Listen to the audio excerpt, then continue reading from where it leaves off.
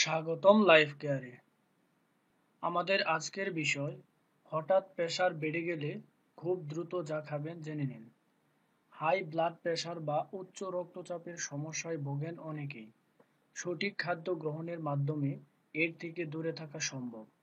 উচ্চ রক্তচাপ কমানোর জন্য এমন সব খাবারের পরিকল্পনা করতে হবে যাতে থাকবে পর্যাপ্ত ক্যালসিয়াম, পটাশিয়াম ও ম্যাগনেসিয়াম। কারণ খাদ্যর এসব উপাদান উচ্চ রক্তচাপ কমাতে সহায়ক।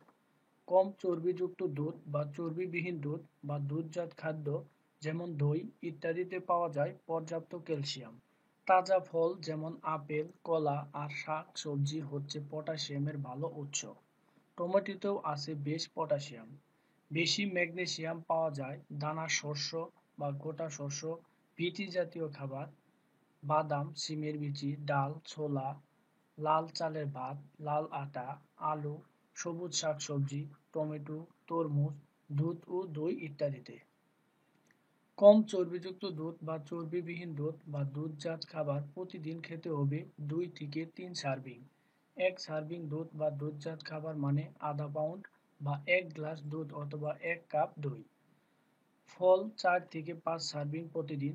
টুকরো টুকরো করে কেটে আধা কাপ ফল কিংবা মাঝারি সাইজের একটা আপেল বা অর্ধেক কলা অথবা আধা কাপ ফলের রস, এতে হবে ফলের 1 সার্ভিং। ফলের রসের চেয়ে আস্ত ফলই ভালো।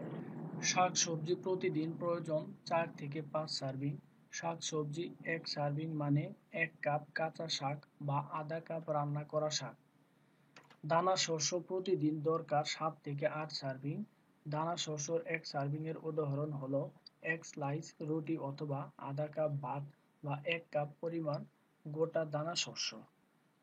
বীচি জাতীয় খাবার প্রতি সপ্তাহে প্রয়োজন 4 থেকে 5 সার্ভিং। বীচি জাতীয় খাবারে 1 সার্ভিং এর উদাহরণ হলো 1 কাপের 3 ভাগের 1 ভাগ বাদাম বা আধা কাপ রান্না করা শিম বা মটরশুঁটি। আপনার জীবনকে সুস্থ, সুন্দর ও আনন্দময় করে তুলতে এবং বিভিন্ন স্বাস্থ্য টিপস ও পরামর্শ পেতে আমাদের চ্যানেলটি সাবস্ক্রাইব করবেন। সবাইকে ধন্যবাদ।